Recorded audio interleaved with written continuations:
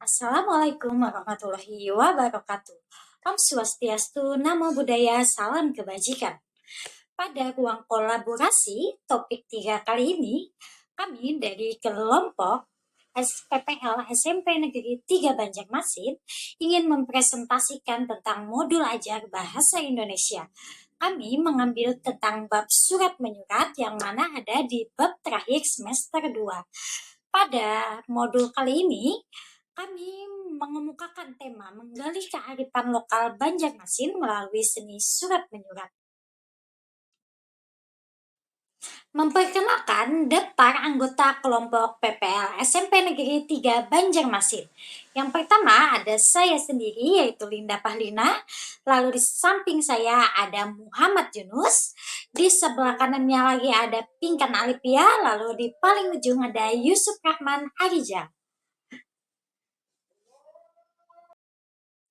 Nah, sebelum kami mempresentasikan modul pembelajaran kami, perlu diketahui bahwa modul kami ini adalah modul yang berkelanjutan. Dan yang akan saya presentasikan kali ini yaitu modul pada pertemuan pertama. Modul dalam bab seni surat menyurat ini, kami beri tema menggali kearifan lokal Banjarmasin melalui seni surat menyurat. Dengan tujuan pembelajaran pertemuan pertama yaitu peserta didik mampu menganalisis isi dan tujuan dalam surat pribadi dan surat resmi, dan peserta didik sudah mampu membandingkan surat pribadi dan surat resmi. Yang selanjutnya adalah pertemuan kedua bertujuan peserta didik mampu mengenal kata sapaan dan menandai penggunaan pronomina dalam surat. Pertemuan ketiganya bertujuan peserta didik mampu mengidentifikasi fakta dan opini di ruang bincang. Lalu pertemuan terakhir nih yaitu pertemuan keempat bertujuan peserta didik mampu menulis dan mengungkapkan perasaannya melalui surat terbuka di jejaring sosial. Kenapa nih kami memilih pertemuan pertama? Karena tidak ada yang dimulai tanpa pertemuan pertama. Pertemuan pertama sangat penting untuk keberlangsungan pertemuan berikutnya. Karena di pertemuan kali ini kami ingin sekalian mengambil uji diagnostik kognitif dan non-kognitif. Penasaran nih bagaimana kami melaksanakan pembelajarannya dan melakukan uji atau asesmen diagnostik kognitif sekaligus non-kognitif. Silakan simak penjelasan teman-teman saya berikut ini. Untuk informasi umum, yaitu bagian identitas, ada nama penyusun, yaitu Linda Pahlina SPD, Pinkan Alivia SPD, Muhammad Yunus SPD, dan Yusuf Rahman Arizal SPD. Untuk sekolah, yaitu di SMP 3 Banjarmasin, tahun 2024-2025, jenjang sekolah menengah pertama, fase D, kelas 7, alokasi waktu 2 jam pelajaran kali 40 menit, dan pertemuan ke-1 atau pertemuan pertama. Untuk bagian yang kedua, itu ada capaian pembelajaran. Jadi pada akhir fase D ini, peserta didik memiliki kemampuan berbahasa untuk berkomunikasi dan bernalar sesuai dengan tujuan, konteks sosial, dan akademis. Peserta didik juga mampu memahami, mengolah, dan menginterpretasi informasi, paparan tentang topik yang beragam, dan karya sastra. Lalu, peserta didik mampu berpartisipasi aktif dalam diskusi, mempresentasikan, dan menanggapi informasi baik non-fiksi ataupun fiksi yang dipaparkan. Lalu, peserta didik juga mampu menulis berbagai teks untuk menyampaikan pengamatan dan pengalamannya dengan lebih terstruktur dan menuliskan tanggapannya terhadap paparan dan bacaan menggunakan pengalaman dan pengetahuannya. Peserta didik juga mengembangkan kompetensi diri melalui pajanan berbagai teks untuk penguatan karakter. Dan bagian yang ketiga yaitu elemen, yaitu menyimak. Peserta didik mampu menganalisis dan memaknai informasi berupa gagasan, pikiran, perasaan, pandangan, arahan, atau pesan yang tepat dari teks surat menyurat. Untuk bagian yang keempat, yaitu kompetensi awal, peserta didik mampu membedakan antara teks surat pribadi dengan teks surat dinas atau teks surat resmi. Setelah itu untuk bagian yang kelima adalah profil pelajar Pancasila. Yang pertama, peserta didik harus beriman, bertakwa kepada Tuhan Yang Maha Esa, dan berakhlak mulia. Yang kedua, berkebinekaan global. Ketiga, bergotong royong. Keempat, mandiri. Kelima, bernalar kritis. Dan yang terakhir, yang keenam, yaitu kreatif. Lalu, untuk bagian keenam, sarana dan prasarana yang digunakan ialah buku teks pembelajaran, laptop, LCD proyektor, speaker, dan juga gawai. Untuk target peserta didik, yaitu peserta didik reguler kelas 7, pendekatan yang digunakan adalah pendekatan TARL atau Teaching at Rate Level. Lalu metode yang digunakan adalah metode Assure, di mana metode Assure ini mirip dengan pembelajaran berdiferensiasi dan juga pendekatan TARL. Metode ini adalah model desain pembelajaran yang sistematis dan komprehensif. Model ini dirancang untuk membantu pendidik dalam merancang kegiatan pembelajaran yang efektif, terutama ketika melibatkan penggunaan media dan teknologi. Jadi untuk metode ini juga menganalisis karakteristik peserta didik berdasarkan usia, minat, pengetahuan, gaya belajar, dan lain-lain yang mirip dengan pembelajaran berdiferensiasi. Lalu, untuk model pembelajaran yang digunakan adalah model pembelajaran berbasis masalah atau PBL. Media pembelajaran yang digunakan adalah Wordwall, Salindia, dan Google Form atau Google Formulir. Lalu sumber belajar yang digunakan adalah yang pertama buku pendamping pembelajaran bahasa Indonesia untuk SMP kelas 7 semester 2 dan yang terakhir sumber belajar yang digunakan adalah internet. Baik, saya akan menjelaskan terkait komponen inti. Yang pertama ada tujuan pembelajaran. Tujuan pembelajaran tersebut berisi peserta didik mampu menganalisis isi dan tujuan dalam surat pribadi dan surat resmi. Kedua, peserta didik mampu membandingkan surat pribadi dan surat resmi. Selanjutnya ada apersepsi. Apersepsi ini guru mengingatkan kembali tentang pembelajaran sebelumnya. Selanjutnya ada pertanyaan pemantik. Pertanyaan pemantiknya terdiri dari siapa di sini yang pernah membuat surat izin tidak masuk sekolah. Salah satu contoh memantik. Selanjutnya ada persiapan mengajar. Persiapan mengajar ini guru menyiapkan media pembelajaran, memahami terkait isi yang akan dijelaskan, dan guru memastikan ketersediaan sarana dan prasarana untuk pembelajaran. Kegiatan pembelajaran ini terdiri dari kegiatan awal, kegiatan inti, dan kegiatan penutup. Kegiatan awal ini terdiri dari saran, terus pengkondisian kelas, terus menyampaikan kesepakatan kelas, terus memeriksa kehadiran siswa. Itu beberapa langkah-langkah untuk kegiatan awal. Selanjutnya ada kegiatan inti yang terdiri dari beberapa fase. Fase pertama adalah orientasi masalah. Selanjutnya ada fase kedua, mengorganisasikan peserta didik. Selanjutnya ada fase ketiga, membimbing penyelidikan individu. Fase keempat ada mengembangkan dan menyajikan hasil karya. Dan yang kelima ada menganalisis dan mengevaluasi proses pemecahan masalah. Selanjutnya ada kegiatan penutup. Kegiatan penutup ini terdiri dari adanya refleksi antar guru dan murid. Nah, terus selanjutnya ada asesmen. Asesmen ini ada penilaian sikap, pengetahuan, dan keterampilan.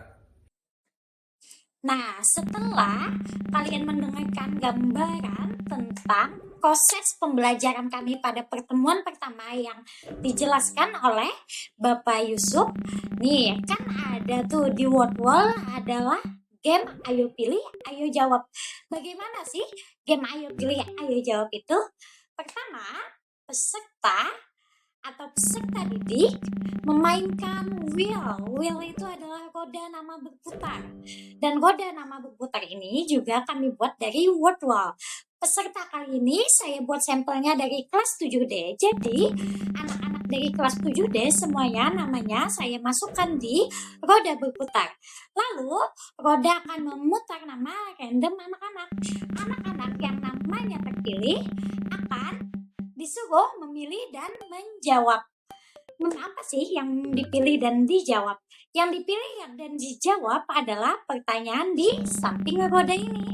Jadi pertanyaan yang awan-awan ini nih, yang angka-angka ini akan berisi pertanyaan-pertanyaan tentang surat menyurat yang telah guru jelaskan tadi. Jika misalnya nih siswa memilih nomor 14, lalu akan muncul pertanyaannya, lalu akan seperti itu. Pokoknya caranya putar roda ketika kita menemukan siswa yang dapat nama siswa yang harus memilih, maka siswa bisa memilih pertanyaannya dan langsung menjawabnya. Nih, siswa yang tidak bisa menjawab pertanyaan akan kita berikan punishment yang menyenangkan seperti bernyanyi atau berjoget untuk memeriahkan suasana kelas. Selanjutnya ada lampiran. Lampiran di dalam perangkat pembelajaran ini terdiri dari ada materi pembelajaran. Materi pembelajaran tersebut berupa pengertian surat, surat pribadi, surat resmi, terus perbedaan surat pribadi dan surat resmi, dan unsur-unsur surat. Selanjutnya ada media pembelajaran. Media pembelajaran di sini berisi salin dia yang isinya tentang materi surat pribadi dan surat resmi. Selanjutnya ada word wall dan buku bahasa SMP kelas 7. Dan juga ada soal di Google Form untuk LKPD yang digunakan dalam pembelajaran. Sekian, terima kasih. Yang keempat, ada alat evaluasi. Pertama, penilaian sikap. Penilaian sikap ini memiliki 4 aspek perilaku yang dinilai, yaitu spiritual, gotong royong, mandiri, dan disiplin.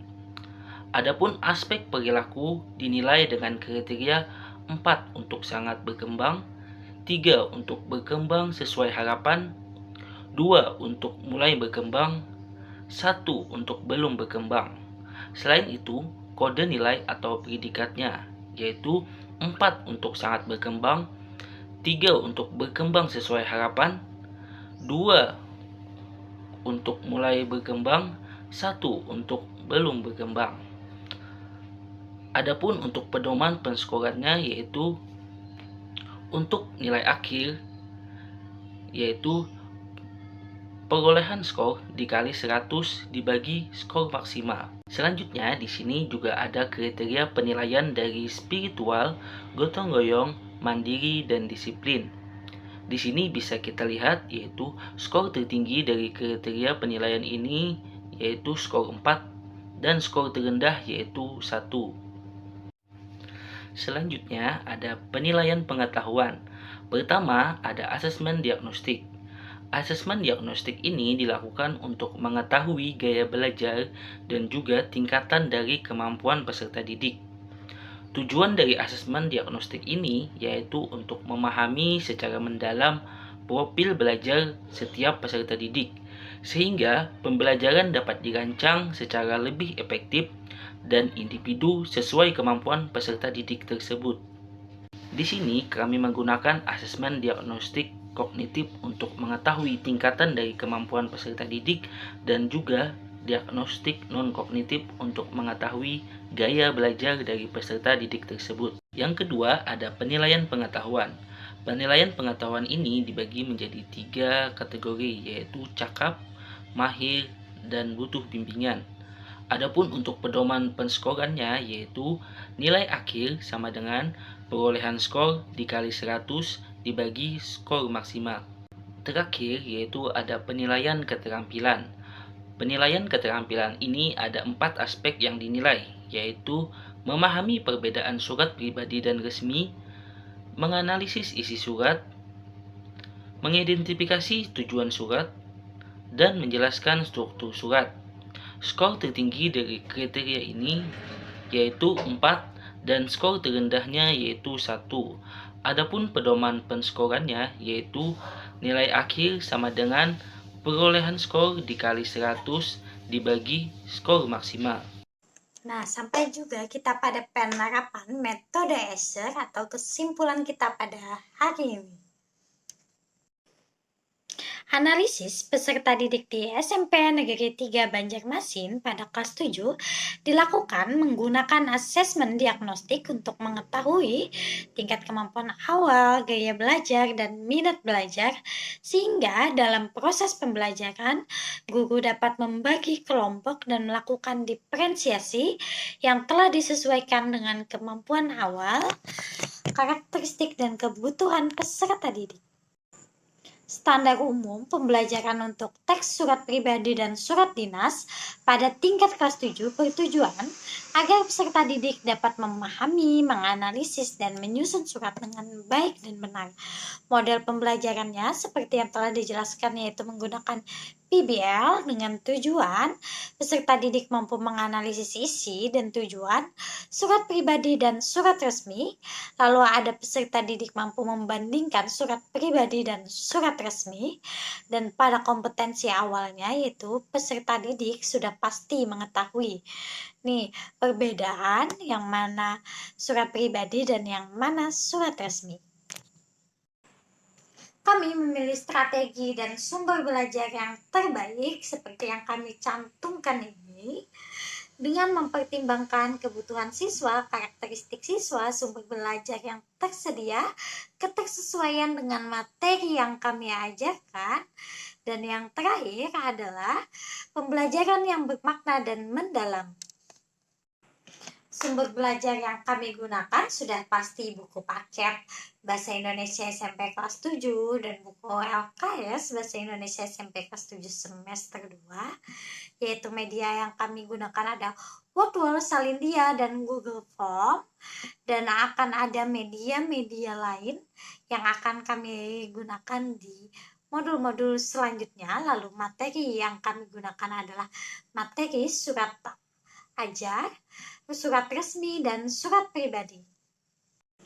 Dalam membuat modul, kami juga mempertimbangkan partisipasi peserta didik dalam pembelajaran.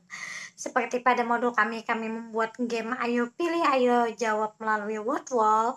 Lalu kami juga membuat asesmen diagnostik melalui Google Form yang berisi kognitif dan non-kognitif.